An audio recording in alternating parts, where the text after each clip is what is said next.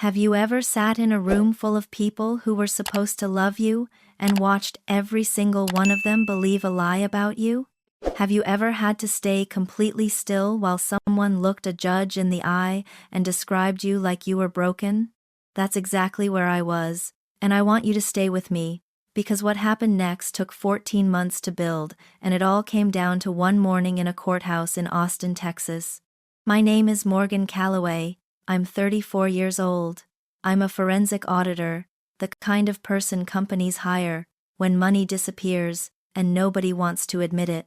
I follow financial trails through the darkest corners until I find exactly where the money went and exactly who took it. I'm not loud, I'm not flashy, I'm the kind of woman people tend to underestimate.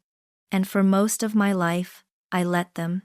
My mother, Eleanor, passed away from pancreatic cancer when I was 11.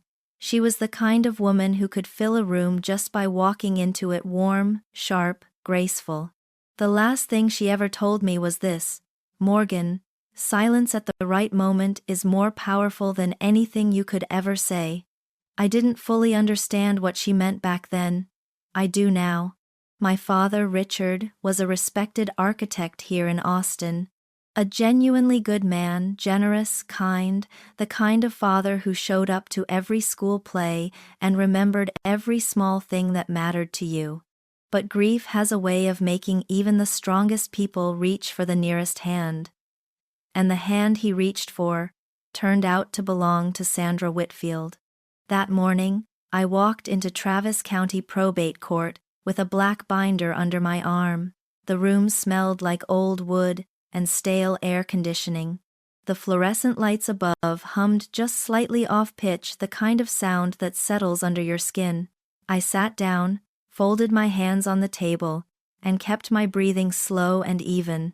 3 feet away from me, Sandra sat in a cream blazer, dabbing the corner of her eye with a tissue she had clearly pre-crumpled for effect. On her left wrist was a Rolex brown leather strap, gold face. Richard gave it to her 2 Christmases ago. I remembered the wrapping paper. Before we even entered the courtroom, Sandra had cornered me in the hallway. She leaned close, her voice low and smooth. "Just sign the authorization form, Morgan. Keep this simple. Your father would have wanted this." I looked her directly in the eyes. I smiled, not warmly, just enough. And I walked past her without saying a single word. Inside, her attorney, Douglas Merritt, stood with polished confidence as Sandra addressed Judge Harold Greer. "She doesn't even know what day it is, Your Honor. I worry about her every single day." Judge Greer looked at me over the top of his reading glasses. The gallery behind Sandra was packed: my Aunt Vivian, cousins I hadn't spoken to in months, and faces I didn't recognize at all, every single one of them nodding along. I didn't flinch. I didn't look at them. I just counted silently. 17 days. That was exactly how much time Sandra had left before she lost everything she had ever taken from my family. To understand why I could sit in that courtroom without flinching, you need to understand exactly how Sandra Whitfield first walked into my life. My mother passed in the spring. Sandra appeared that winter, 9 months. That's all the time she gave my father to grieve before she showed up at a mutual friend's dinner party with highlighted blonde hair, a laugh calibrated to be just infectious enough, and eyes that smiled while they measured everything in the room. I was 12 years old. I didn't have the words for what I felt the first time I met her. I just knew something was off, the way you know a smell is wrong before you can name it. Within 2 years, my father's world had quietly shrunk. His brother stopped coming around. His college friends stopped calling. The neighbors who used to sit on the back porch with him on Friday evenings slowly disappeared. Sandra didn't do it loudly. She never caused a scene. She just made herself the center of his gravity until everything else drifted away. I was 13 the night I padded down the hallway and heard her voice from the living room, low and deliberate, on the phone with someone I never identified. She said, "He doesn't need to know about that. I'll handle it." I stood there in the dark for a long moment, then went back to bed. I didn't understand what I'd heard, but I never forgot it. Richard Calloway died on a Wednesday morning at 6:52. He had suffered a stroke 4 days earlier, and I flew back from Dallas the same night they called me. I held his hand until the end. The machines were quiet. The rooms smelled like antiseptic and something I can only describe as finality. Sandra was in the waiting area when it happened. A nurse, kind woman, the kind who remembers details, pulled me aside afterward and told me, gently but directly, that Sandra had approached the front desk sometime during that first night and asked how long it typically takes to gain access to financial accounts after a death. My father was still breathing when she asked that question. 3 things came to light in the week that followed his funeral. First, Richard had updated his will 16 months before he passed. The house in Terrytown went to Sandra, but the family trust nearly $4.8 million in commercial property and investment accounts built by my grandfather, from nothing he left entirely to me. Second, Sandra had known about this change for 5 months. She had found the draft tucked inside his vest pocket while he was sleeping. Third, and this was the piece that changed everything in those 5 months, Sandra had made 52 separate transfers out of the trust's operating account, never large enough to trigger an automatic audit. 5,000 here, 9,000 there, quiet, patient, surgical. By the time my father took his last breath, $340,000 had already vanished into accounts I couldn't see. Smart thieves don't take everything at once. They take a little, often, until you can no longer remember exactly how much you had to begin with. Most people, when they discover something like this, explode. They call lawyers, they post on social media, they confront everyone at the funeral reception while emotions are still raw and voices are still shaking. And exactly that was what Sandra was counting on. Because Sandra didn't just have a theft plan, she had a 2-stage strategy. Stage 1 was taking the money. Stage 2 was destroying my credibility, turning me into the unstable, paranoid, emotionally unraveling girl that no judge, no family member, no financial advisor would ever believe. She needed me to fall apart publicly. Without that, the second half of her plan collapsed. So she started laying the groundwork quietly. She called my Aunt Vivian. She called cousins I hadn't spoken to in months.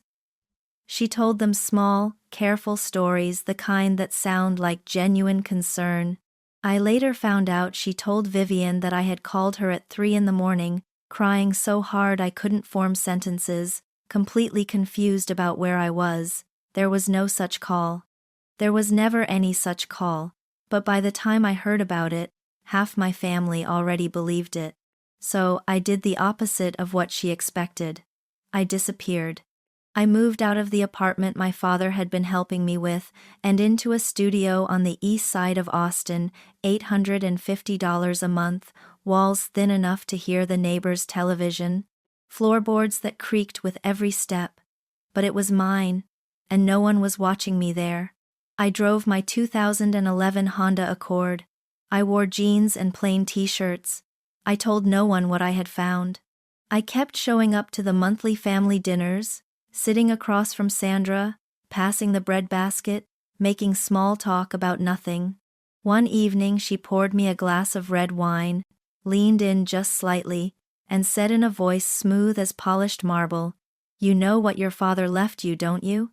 I just want you to know I'm going to be fair about all of this." I lifted my glass, looked her in the eye, and smiled. "You always are," I said. She smiled back. Neither of us meant a word of it. Every night, after 10 o'clock, after every dinner and every phone call and every performance, I sat down at my kitchen table with a laptop and a cup of black coffee and I worked. Transaction logs, wire confirmations, corporate registry filings. I followed every dollar through every dark corridor it had traveled. Here is what Sandra did not know about me. She thought I was a quiet, mid-level accountant, the kind of woman you overlook at a party. What she did not know was that I had spent 7 years doing forensic audits for firms that specialized in financial fraud detection. I had testified as an expert witness in federal court 3 separate times. I had helped build cases against people far more sophisticated than Sandra Whitfield. She wasn't stealing from a grieving daughter sitting alone in the dark. She was stealing from someone who did this for a living. Predators choose their targets because they look vulnerable. But sometimes the target is only pretending. I didn't stop Sandra. I watched her in real time, every transaction, every single night. Over 5 months, I documented 52 individual transfers moving out of my father's trust and into 3 shell companies incorporated in Wyoming and Nevada. The first was called Clearwater Holdings LLC. The second, Summit Ridge Consulting. The third, and I almost laughed out loud when I found it was called Heritage Capital Group. Heritage. She named the vehicle she used to drain my father's legacy after the word legacy itself. The money would land in one of those accounts, sit untouched for 45 to 60 days, just long enough to blur the paper trail, and then flow quietly into a joint brokerage account at Charles Schwab, held in 2 names, Sandra Whitfield and Gary Sutton. Gary Sutton was a real estate agent based out of Corpus Christi. I pulled his records on a Tuesday night around midnight. He and Sandra had been connected for at least 4 years. Their digital footprints overlapped starting right around the time my father was hospitalized for his first cardiac episode. Then I found the photograph. It surfaced through a public social media account, a resort check-in from a weekend in San Antonio. Sandra and Gary, smiling on a sunlit balcony with drinks in their hands. The timestamp on the post placed it during the exact week my father was recovering from open-heart surgery. I stared at that image for a long time. Then I set my phone face down on the table, took a slow sip of coffee, and kept typing. I had everything I needed. But I needed her to make the move that would put the evidence in front of a judge. So I waited. And Sandra, right on schedule, made her move. She filed a petition for emergency conservatorship at Travis County Probate Court, claiming I was mentally incapacitated and unfit to manage the trust. She hired a psychologist named Dr. Leonard Brace, who happened to be a tennis partner of Gary Sutton, to submit a clinical evaluation diagnosing me with cognitive decline and dissociative disorder. Dr. Brace had never met me, never tested me, never sat across from me in any room. He wrote his assessment based entirely on what Sandra told him over the phone. The petition arrived on a Friday afternoon. I was standing in the hallway of my apartment when I read it once, then again. My heart rate didn't change. I folded the paper carefully, slid it into my jacket pocket, and texted my attorney 4 words. They just made their move. The morning of the hearing, the courtroom filled quickly. Aunt Vivian sat in the second row with 2 of my cousins. A woman I didn't recognize, I later confirmed she was Sandra's nail technician, brought in purely to fill a seat and nod on cue, sat near the aisle. Sandra's attorney, Douglas Merritt, wore a navy suit 1 size too tight across the shoulders, and carried himself with the particular confidence of a man who had never once considered losing. Sandra stood to address Judge Harold Greer, tissue already in hand, voice carefully measured between grief and composure. I made a promise to Richard before he passed, Your Honor. I told him I would look after his daughter, but she is destroying herself and I cannot stand by and watch it happen. The gallery behind her murmured softly. Judge Greer looked at me over the rim of his glasses. Miss Calloway, he said, his voice even and unhurried, would you like to respond? The room went completely still. Every eye turned toward me. They were waiting for the breakdown, the trembling voice, the tears, the collapse Sandra had spent months carefully engineering. And I gave them something else entirely. I stood up slowly. I buttoned my blazer. And then I did something no one in that room expected. I looked directly at Sandra. Not at the judge, not at the gallery, at her. 3 full seconds. No expression, no anger, just steady, unblinking eye contact that said everything I hadn't said out loud in 17 months. I watched the corner of her mouth tighten. She felt the ground shift beneath her. She just didn't know why yet. Then I turned to Judge Greer and placed a black binder on the bench, 220 pages, tabbed in 4 colors. I said, "Your Honor, I didn't lose track of that money. I watched every dollar leave. I know exactly where it went, when it moved, and who sent it." The red tab came first: 52 wire transfer confirmations flowing from my father's trust into 3 shell companies, Clearwater Holdings, Summit Ridge Consulting, and Heritage Capital Group, all incorporated using nominee directors to hide the true owner. The blue tab followed IP address logs showing that every single transfer had originated from the same device, a laptop registered to the home network at Sandra's residence in Tarrytown. Douglas was on his feet. "Objection, Your Honor. This evidence has not been properly." I turned to the green tab without pausing. Bank records for all 3 shell companies, showing funds sitting for 45 to 60 days before being wired into a joint Charles Schwab brokerage account held by Sandra Whitfield and Gary Sutton, a real estate agent in Corpus Christi who had been in a relationship with Sandra for 4 years, beginning while my father was recovering from his first heart surgery. That account had been used to purchase a beachfront condominium in Corpus Christi. Then I opened the yellow tab.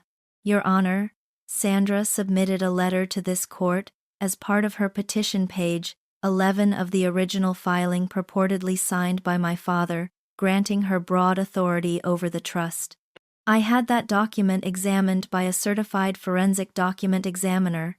The signature was lifted digitally from a 2022 property tax filing and embedded into the letter using image editing software.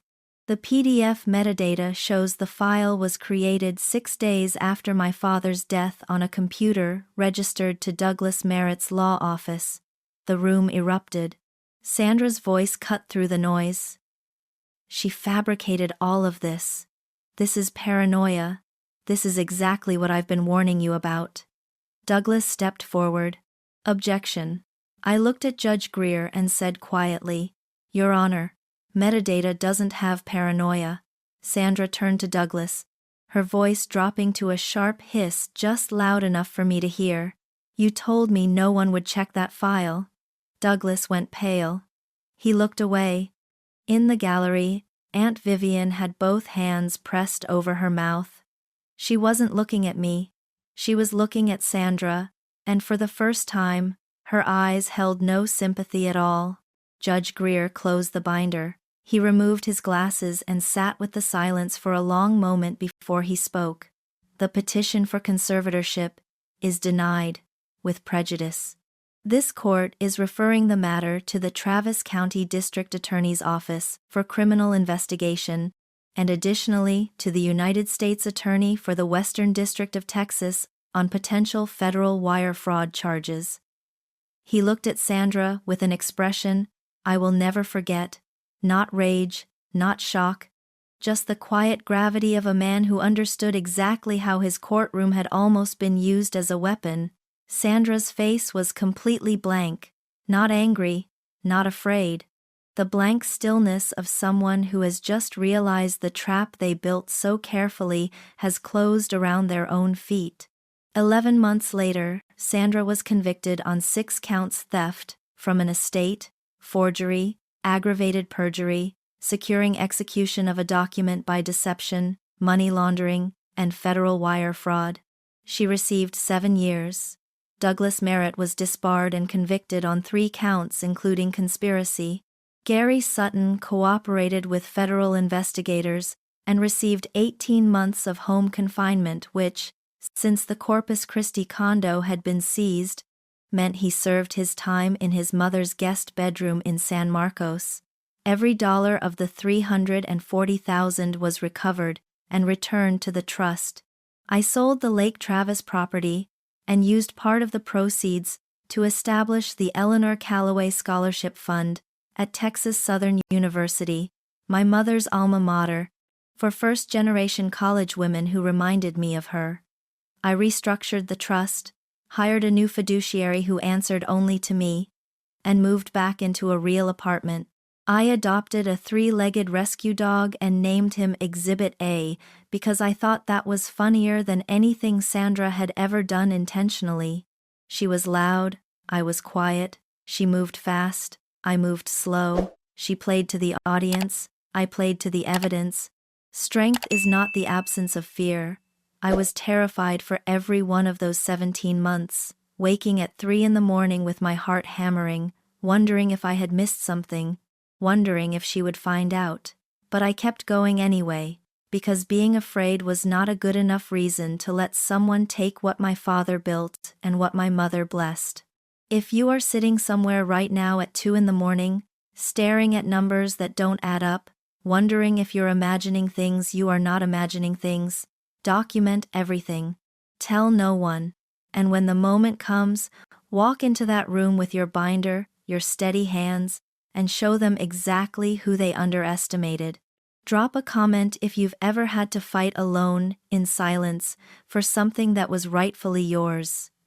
I want to know how many of us are out there,